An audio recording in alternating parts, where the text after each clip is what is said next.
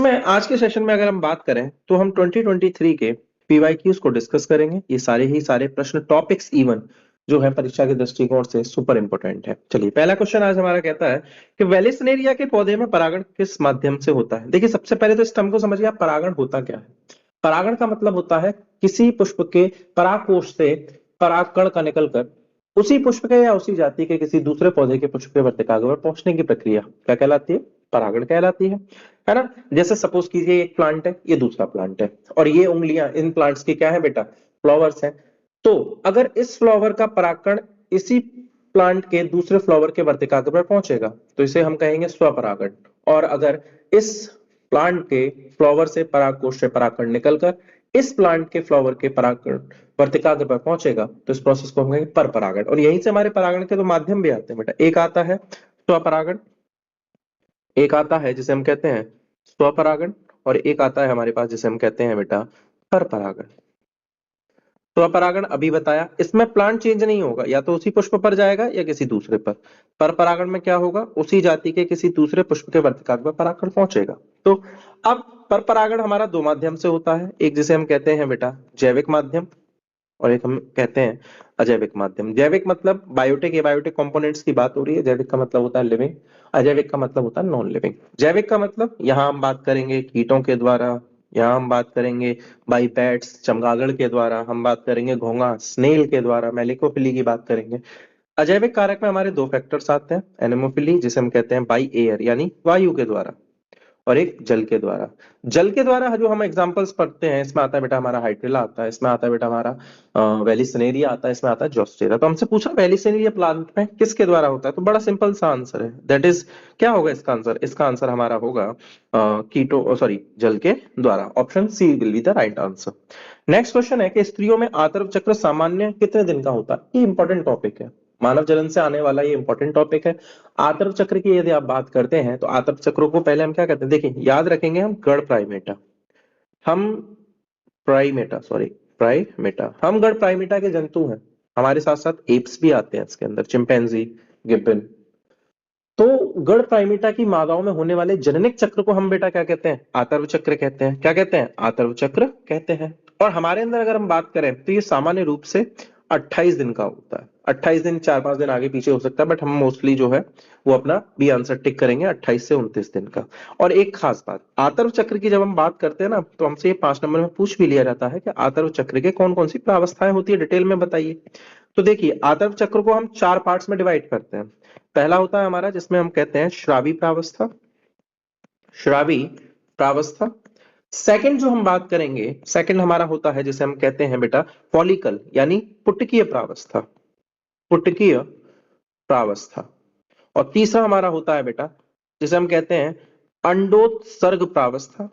और चौथा बेटा जिसे हम कहते हैं ल्यूटियल प्रावस्था। क्या कहते हैं बेटा? ल्यूटियल प्रावस्था। देखिए, इसमें ये सभी, पहला वाला हमारा जो होता है वो 1 से 5 दिन का होता है, स्रावी, जिसमें मेंसेस बाहर आता है, रज बाहर आता है, रक्त बाहर आता है, एंडोमेट्रियम के ऊतक बाहर आते हैं। पूछ भी लिया जाए कि रज क्या होता है, रज में क्या क्या पाया जाता है। पुटकी प्रावस्था बात करेंगे, 6 से 13वें दिन होता है। इसमें फॉलिकल फिर से डेवलप होते हैं, प्राथमिक पुटक बनता है, द्वितीयक पुटक बनता है, परिपक्व पुटक बनता है। नेक्स्ट हमारा अंडोत्सर्ग, हमसे बड़ा इंपॉर्टेंट ये क्वेश्चन है जो पूछ लिया जाता है, अंडोत्सर्ग की प्रक्रिया कब होती है और अंडोत्सर्ग किसे कहते हैं? तो यहां पर हम जब बात करते हैं अंडोत्सर्ग की तो ये 14वें दिन संपन्न होती है। अंडाशय से अंडाणु के निकलने की प्रक्रिया अंडोत्सर्ग कही जाती है। हालांकि वो द्वितीय कंडक के रूप में बाहर आता है, लेकिन अंडोत्सर्ग इसे ही कहते हैं। ये कब होता है? ये 14वें दिन होता है। और एक चीज जो याद रखेंगे कि अंडोत्सर्ग के दौरान बॉडी में एलएच यानी ल्यूटिलाइजिंग हार्मोन का सर्ज देखने के लिए हमें मिलता है। तो इसका आंसर जो है हमारा बी है। किसी अन्य लेक्चर के अंदर हम इसको जो है कंप्लीटली डिस्कस करेंगे। नेक्स्ट क्वेश्चन हमारा कहता है कि एमआरएनए की सहायता से प्रोटीन संश्लेषण की प्रक्रिया क्या कहलाती है? इसके लिए मैं आपको एक चीज कहूंगा कि आप सेंट्रल डोगमा आनुवंशिकी का केंद्रीय सिद्धांत तैयार कर लें, जो क्रिक के द्वारा दिया गया था। ये पूछा जाता है सेंट्रल डोगमा किसके द्वारा दिया गया था, तो क्रिक के द्वारा दिया गया था। सेंट्रल डोगमा है क्या? देखिए, सेंट्रल डोगमा का मतलब होता है कि आनुवंशिक सूचनाओं का जो प्रवाह है वो सदैव एक दिशात्मक होता है। मतलब हमेशा डीएनए, डीएनए से बेटा बनेगा आरएनए, और आरएनए से बेटा क्या बनेगा? प्रोटीन। अब यहां पर ये हमें समझना, ये देखिए अपने आप में इंपॉर्टेंट टॉपिक है, डीएनए से डीएनए का बनना क्या कहलाता है? इसे हम कहते हैं प्रतिकृति। क्या कहते हैं? प्रतिकृति, यानी डीएनए रेप्लिकेशन। डीएनए से आरएनए का बनना क्या कहलाता है? इसे हम कहते हैं बेटा अनुलेखन या प्रतिलेखन। ठीक है, क्या कहते हैं? अनुलेखन कहते हैं, या प्रतिलेखन दिया हुआ है। ठीक है, और आरएनए से प्रोटीन का बनना ट्रांसलेशन यानी अनुवादन। ठीक है, यहाँ ए बी सी डी करके भी आपसे पूछ सकता है, असर्शन रीजन में दे सकता है, ऑब्जेक्टिव में दे सकता है, आपसे पूछ सकता है सेंट्रल डोग्मा किसे कहते हैं, सेंट्रल डोग्मा किसने दिया, या डीएनए से डीएनए बनने का जो प्रोसेस है उसे हम प्रतिकृति कहते हैं। ठीक है, आरएनए से प्रोटीन बनना अनुवादन है। हमसे क्वेश्चन में यहाँ पूछा गया है कि एमआरएनए की सहायता से प्रोटीन संश्लेषण की प्रक्रिया क्या कहलाती है? एमआरएनए से प्रोटीन, तो हमारे पास आंसर है ना अनुवादन। क्या है? अनुवादन। तो C will be the right answer. Next question है हमारा, विडाल टेस्ट किस बीमारी की जांच में उपयोग किया जाता है? विडाल टेस्ट की देखिए हम यहाँ पे बात कर रहे हैं, हमारे यहाँ 4 बीमारियां दी गई हैं। अच्छा क्वेश्चन है, मानव स्वास्थ्य एवं रोग से कोई ना कोई क्वेश्चन जो है आता ही आता है। विडाल टेस्ट की जब हम बात करते हैं तो हमारे पास 4 ऑप्शन हमें दिए हैं, मलेरिया, टाइफाइड, क्षय रोग या हैजा। देखिए, मलेरिया की अगर हम सभी को बात करेंगे, मलेरिया अगर हम बात करें तो मलेरिया हमें पता है, मलेरिया किसके द्वारा होता है बेटा? मलेरिया की अगर हम बात करें तो मलेरिया का जो रोग जनक होता है ना, रोग वाहक नहीं, या फर्क समझिएगा।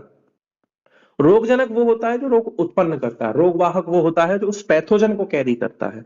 तो रोगजनक, और हम बात करें रोग वाहक की, तो देखिए रोगजनक कौन है मलेरिया का? प्लाज्मोडियम। कौन है? प्लाज्मोडियम।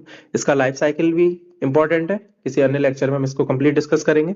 रोग वाहक है बेटा मादा एनाफिलीज। कौन है? मादा एनाफिलीज। ठीक है, तो मलेरिया तो है नहीं, विडाल टेस्ट इसके लिए होता नहीं। विडाल टेस्ट यूज किया जाता है बेटा टाइफाइड के लिए। टाइफाइड किसकी वजह से फैलता है? Salmonella, salmonella typhi. ठीक है, टीबी की बात करें तो माइकोबैक्टीरियम ट्यूबरक्लोसिस, उसकी वजह से फैलता है। हैजा विब्रियो कोलेरी, विब्रियो कोलेरी।